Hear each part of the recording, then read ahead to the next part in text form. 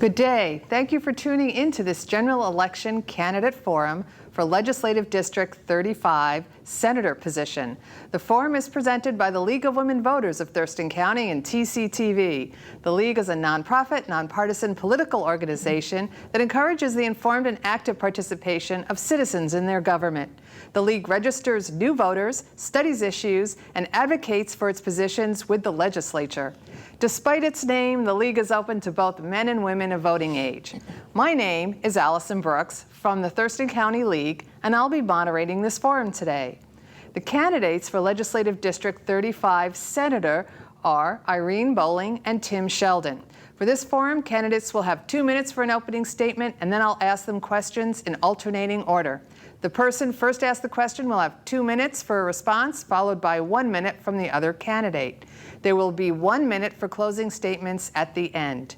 We will begin with opening statements from the candidates, beginning with Irene Bowling. Ms. Bowling, you have 2 minutes for an opening statement. Thank you. I'm very delighted to be here and to see Tim Sheldon again here today, too.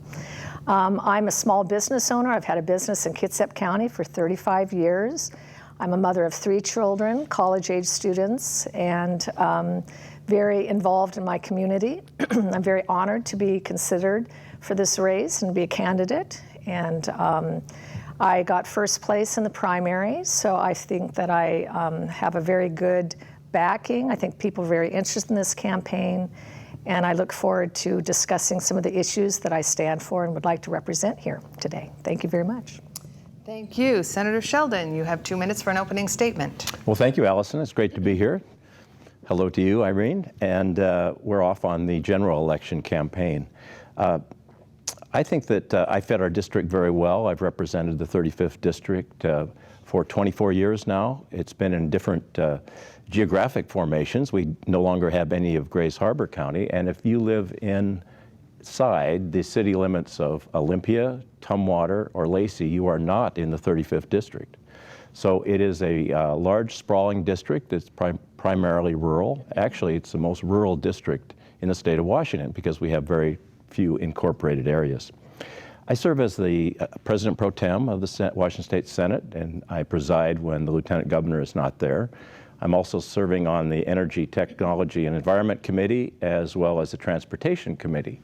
So I've had a lot of experience in Olympia, and I go down to Olympia from Potlatch on Hood Canal, where I live, and I am very prideful that I represent everyone in the district.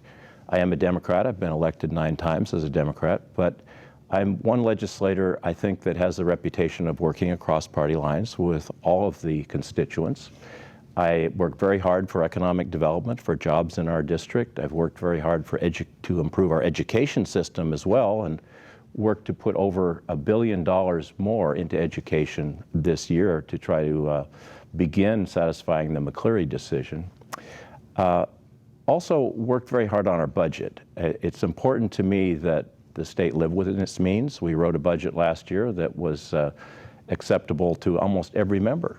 It passed the Senate 44-4, so it was a very bipartisan budget, and I was very proud to work on that with members of both political parties. So looking forward to this general election because we have many challenges coming up, and I think that someone who has the experience that I have is a good fit for our district. Thank you. Thank you. And Senator Sheldon, you'll have the first question for 2 minutes. I feel like a game show host. 2 minutes. Do you think the legislature should deal with improvements to mental health in the next session? And if so, what form would that take? Well, we have addressed mental health issues in the last session quite a bit. And it is really, again, a question of priorities. We have had some issues with gun violence with individuals, and we've passed several bills overwhelmingly in the legislature to limit the access of those that are accused of domestic violence to firearms. But it is a very high-profile issue. We have a new court decision that just came out, a Supreme Court decision, which does not allow the counties in the state to just basically send somebody to the emergency room when they're obviously mentally ill. So we have a long ways to go to make sure that they are cared for better and supervised. And I'm going to work very hard on that issue again in Olympia in the upcoming year, and make sure that we prioritize these issues because public safety is very important in our district. Thank you. Ms. Bowling, for 1 minute, could you give us a rebuttal or a response to the question? I think mental health is of key importance to our state. I was yesterday at a domestic violence center called Turning Point in Sheldon. Their budget has been cut by $70,000. Around the state, we have terrible problems with budget issues for mental health organizations of all different types. And I would like to see many of these budgets reinstated. We need to find different ways of paying for this, but is of utmost importance. And I've talked to many, many organizations throughout our region, and they're all under duress financially. Ms. Bowling, next question, 2 minutes. What is your position on replacing the bridge between Vancouver and Portland? If I had been state senator, I would have tried my utmost to pass the transportation budget. I think that the Highway 5 is the corridor between all the way north into Baja, and it is our main route for commerce, transportation, tourism. So I feel very strongly that we need a very good transportation budget passed as soon as possible. It also will cost us approximately $10,000 in the next 10 years, about 64,000 jobs that we are losing because we did not have the transportation budget passed.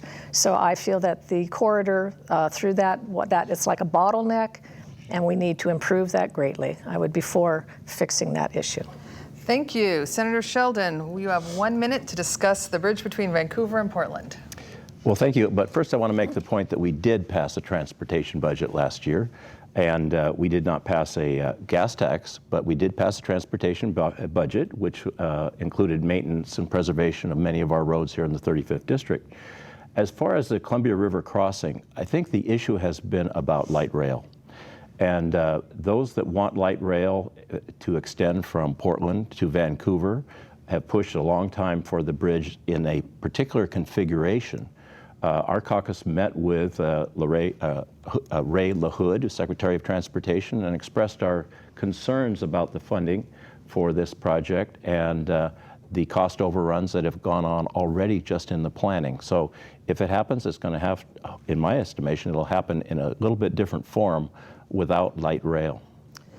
Thank you. Senator Sheldon, 2 minutes. Is there the possibility of legislative action on the hazards of multiple coal and oil trains passing through the state and the danger to Washington citizens? I think that we have to improve our safety record, but we had a bill which was killed by the minority party that was passed in our committee that I serve on, to tax the oil companies the same as a marine vessel coming into our waters for safety and incident command and response. This issue has been used as a political football, and I think people in my district understand that and realize it very much, that we have to have improved safety. The federal government also understands that as well and has worked real hard with the states to come up with some new standards that will be implemented. Thank you. Ms. Bowling, 1 minute. Yes, I know that the people from Bellingham are quite concerned about the amazing amount of traffic that would be going on along that route. Also, we have ocean acidification. I think that if we're going to have coal trains, we have to have some way of alleviating the problem with coal dust going into the Puget Sound. I've talked to many of the tribes. They're extremely concerned about this. I think safety is the main issue, that we need to know what's running through our towns and cities. Also, our tracks are extremely old. They were built in the 1930s. And from the reports that I've read, they are very concerned about whether they can hold the weight of these kinds of shipments. Thank you. Ms. Bowling, 2 minutes. Can the state fund basic education without gutting the budgets of all other state services? A simple answer would be no. I do not think that the state can fund with the revenue source that it has now and the way things are set up, I cannot fully fund education without getting everything else.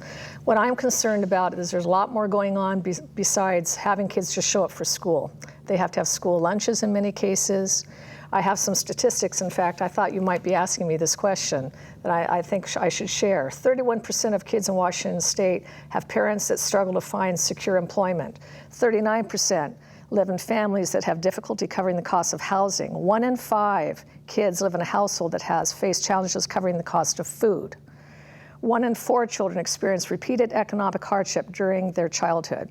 If we gut all the social services that support children in our state, we are making a huge mistake. It won't be enough because these kids are going to be homeless, they're going to be tired, they're going to be hungry, without proper clothing, without proper social net for them to get them to school and to take them back home. Thank you. Senator Sheldon. Well, I think there's a lot of scare tactics being used. A lot of people are saying that if we fund education first, which I would like to do, is that we have $2.4 billion coming into our coffers in the next biennium we did not have in this biennium. That money, I believe, should go for improvements to education, K-12 education. But I think the idea that if we fund education in accordance with the McCleary decision, that all other programs will be gutted or abandoned is a complete exaggeration. I've been in the legislature a long time. We can fund these other social programs. We've done that. And if we were going to look at new taxes, let's look at funding education first with what we have in revenue, and then talk about the other programs and state employee salaries as well. Thank you. And the next question is actually one of major interest to me. So here we go. Senator Sheldon for 2 minutes. What is your position on full funding of state parks? Well, state parks are a real asset to our communities. And there's many legacy parks. People have given land, waterfront, just unique jewels that we have. But over the years, they've deteriorated, and we have not funded them adequately. Now we have the Discover Pass. And I'm not a fan of the Discover Pass. I think people check off the box on their license renewal for a contribution. Some people do that. Many people, I do as well. But the $30 for an entry to a state park, I think, is excessive. I think that many of the underprivileged and poor people in our state love the state parks just like all of us do, and need the opportunity to use the state parks. I'd like to see state parks funded through our general fund so that there is no question that they can be used by everyone. I don't want to turn our park rangers into parking attendants. I think that's a bad sign.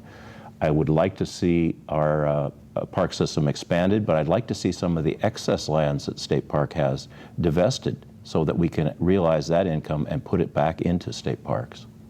Thank you. Ms. Bowling, 1 minute. Full funding for state parks? I think that the state parks, especially for the 35th Legislative District, is extremely important. We are the crown jewel, as far as I'm concerned. I'm a little prejudiced being from the 35th. The crown jewel of the state. I mean, we have so many beautiful and amazing things. So if we're developing ecotourism and trying to bring more industry as far as that is concerned into our area, by supporting the parks as much as we can is absolutely going to help our economy in the 35th LD. So I am totally for that. Thank you. And Ms. Bowling, 2 minutes. Are you supportive of gun registration initiative 591 or 594, and why? I support 594. I've talked to Prosecutor Russ Hauge, many people in the Kitsap County Sheriff's Department. I'm especially concerned about law enforcement, the safety of our law enforcement, and also finding people who have perpetrated terrible crimes with guns, having that additional universal background check for people. I do think there are situations giving guns to family members or in certain circumstances that have been written into 594 that cover the more personal issues. So I do not think that if you have nothing to fear and are not using a gun for a bad purpose, I don't see why 594 is just one more safety issue, just like with the coal trains or with transportation. We need safety first. This is one of the jobs of a legislator, to make sure that our citizens are safe, and also our law enforcement to help protect them. So I think 594 is a good step. Thank you. Senator Sheldon, 1 minute. Well, I support Initiative 591, but I'm adamantly opposed to Initiative 594. The television ads you're starting to see now will be ubiquitous on our television. They're sponsored by the Bill and Melinda Gates, Paul Allen, Mayor Bloomberg out of New York. They all have private security forces 24 hours a day for themselves and their family. New registration restrictions are the beginning of taking your guns away. And I've been supported by the NRA and other Second Amendment rights organizations. And this is a big issue in a very large, sprawling district that we have. I really don't want to go down to a dealer and have a new registration form filled out if I loan my shotgun to my brother-in-law to go to Eastern Washington to pheasant hunt. This is a far-reaching initiative. If the voters read it, I think they will be opposed to it as well. Everyone should read every word of Initiative 594 before they consider voting for it. Thank you. And thank you both. We're going to go into closing statements. Ms. Bowling, you have 1 minute for a closing statement. The reason I'm running for office is to make big changes in the state legislature, in the Senate. I feel very disturbed about how we have been blocked with the Majority Coalition Caucus, which my opponent is part of. I think that we need to move ahead. We have tremendous potential in the state, tremendous potential in this 35th LD. We need to grab a hold of that potential and that future and make some real changes for the future and not hold on to the past.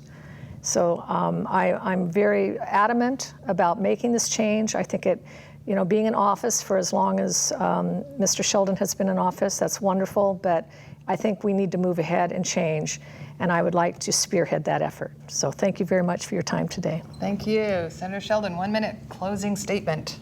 Well, thank you. I've had many opponents over the years who have been basically, I think, out of touch with our district. They usually come to the district with tremendous support from the Seattle legislature as legislators.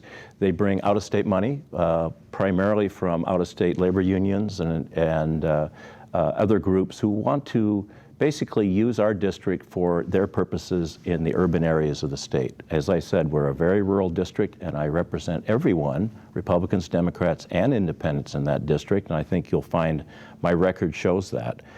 As far as getting things done, last year, again, our budget passed 44-4 2 years ago and 48-1 last year.